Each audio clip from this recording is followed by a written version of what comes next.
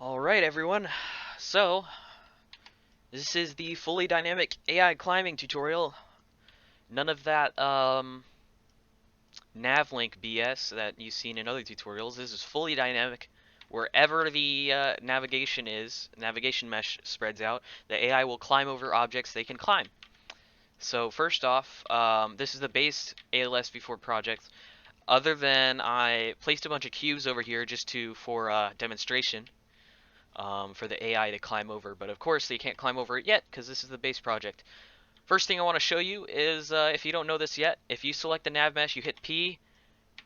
P toggles actually being able to view the debug view of the nav mesh. So wherever the green highlights are, that's where the AI can actually go. So you can see around the cubes, they can't actually go there. And we're going to fix that later on in this tutorial. So I'm going to keep that on. And first things first, we're going to go into the ALS base character VP. And so once you're in the ALS base character VP, you're probably going to pop up here. First thing you want to go to is tick graph. And if you can't find tick graph, it's also on the side over here. You can see it there. So once you're in the tick graph, you're going to add a pin right here on this sequence. And then, since I don't know this off the top of my head, and I'm not spending too much time on making tutorials, I'm gonna copy paste something from my other project that I did this all from scratch. So I'm gonna copy paste this here. So we're gonna go through each one of these. You can pause it however you like and copy each of the nodes. Um, so first things first, you of course connect it to 3, and then right here, this checks to see if we are a player or if we are an AI. Um, so then, right here, is where it shows our speed. This is our speed. Sorry, I brain fart or something. Right here is our speed. We check to see is the AI even moving? Is the AI's speed not 0? So is our speed more than 0? And it's not 0. So of course, if we are moving, we're going to go ahead and continue. And right here, actor location, we're going to do a trace. And so first off, we're going to visualize this. No need to do any of that. I just removed that. Don't worry about what I deleted over there for right now. We're going to worry about this right here. We're going to see this in action. If I compile, save, come over here. Now you can see these red spheres. They extend and disappear depending on how fast the AI is moving. So you can see this guy with the yellow shirt, when he runs around, you can see the capsule extends, and then the slower he gets, the capsule gets smaller. There he goes, see? So, basically, that's all this right here. So we check the speed divided by 10. I found 10 to be a pretty good value, to be pretty accurate when the AI is running around and climbing onto things. Of course, you can change this. The smaller you put this value right here, you can change it. The smaller you put this value, the longer the trace will extend, and the higher, of course, the shorter the trace will be. So, um, oh, also another thing, you will want to switch this trace channel to climbable. You don't want to do visibility. And also the radius here, 25 seems to be good. For me at least. You can change that however you like.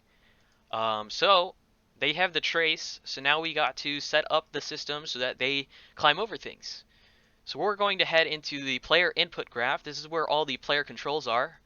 And we're going to find the jump, which is right here. We are going to add a custom event. So in this custom event, we're going to call it AI jump event. Gonna connect that right there. Compile, save, just, you never know when the editor might crash. And over here, now we're going to see, did our trace hit something? Did we actually detect that there's an object in front of us? If there is an object in front of us and that's true, we are going to call that event the AI jump event right there. So he's going to do exactly what the player does when the player hops over things. He's going to do the jump. So now we come back over here, and we hit play. You can see, actually, better way to test this is with this guy here. This is just for demonstration. You don't need to place cubes all over your map just to see, but you know, this is just demonstrating. So I turn the navigation off on this thing, so it's as if the AI doesn't even know that this object is here, or the nav mesh, like we turned it off so the nav mesh doesn't see it. So of course it doesn't have this around it. So now if we hit play, we can see if the AI actually runs into this,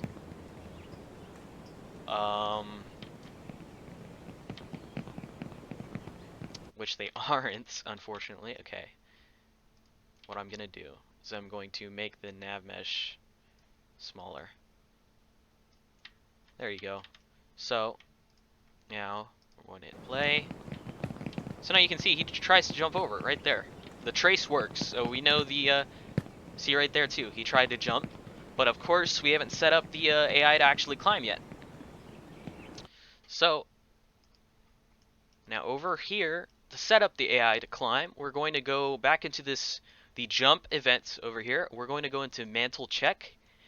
Once we're in mantle check, at the top, we're going to find the function get player movement. Now over here, I know there's better ways of doing this, but this is just how I discovered it to work. And so basically, if you remove these and you set these to 1, it'll always check or do a climbing trace forward. So here I can demonstrate. So in default ALS, since we just changed that, in default ALS, if you turn around and you were to try and jump, and you're moving in towards an object, your character would automatically turn around and climb over it. But with what we just changed now, it will only work if our character is facing the climbing obstacle. So of course, if we're sideways, we try and jump, and it's not going to climb, but if we're facing it, it does climb. So that's what that does here. If you reconnect these, the AI will not be able to function because these use player controls, while just removing that lets the AI, because the AI and player controls aren't the same, pretty much. So this enables the AI to climb. So now that that's true, we can come over here. We could check back in simulate mode. The AI will, if I can actually get one of them to run over here.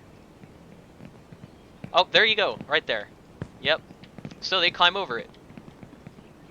So we can see that it's working now. They climb over things. So now that we've done that, we are totally finished with the ALS base character BP. So the final thing is to make these cubes work. So here we go. Let me set this back to 1. And let me turn the navigation back on. So now we are going to get rid of these by setting so that the AI can climb over all sorts of stuff. So now in the navigation mesh, we're going to find, over here in the generation tab or section, you're going to find max step height. What I found to be a really good value is 201. So this will check and see how high the AI can basically go. And you can change that to however you like.